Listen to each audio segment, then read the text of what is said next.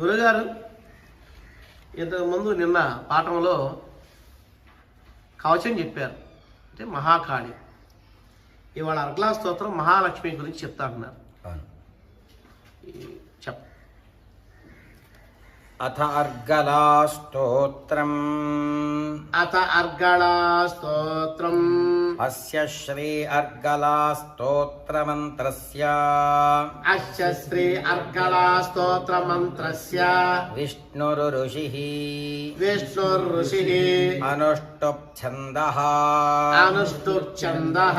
శ్రీ మహాలక్ష్మీర్దేవతా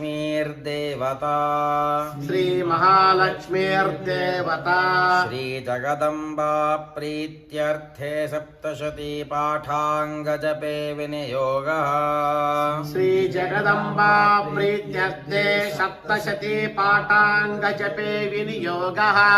ఓం నమశ్చండికాయై. ఓం నమశ్చండికాయై.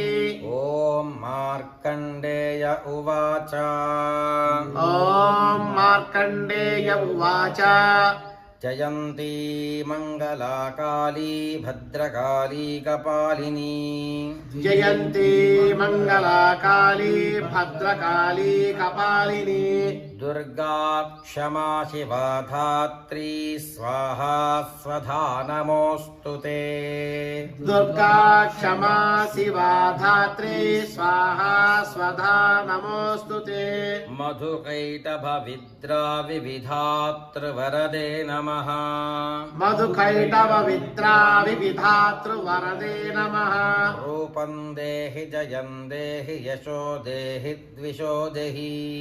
రూపం దేహి జయం దేహి యశో దేహి ద్విషో జహి. మహిషాసుర నిర్నాశ విధాత్రివరదే నమః. మహిషాసుర నిర్నాశ విధాత్రివరదే నమః.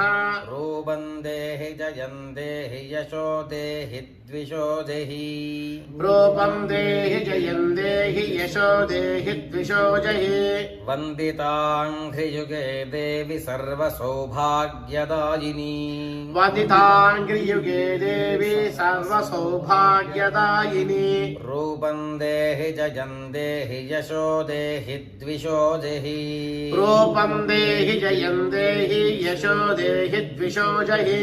రక్తబీజవధే దేవి చండముండ వినాశిని. రక్తబీజవధే దేవి చండముండ వినాశిని. రూపం దేహి జయం దేహి యశో దేహి ద్విషో దేహి. రూపం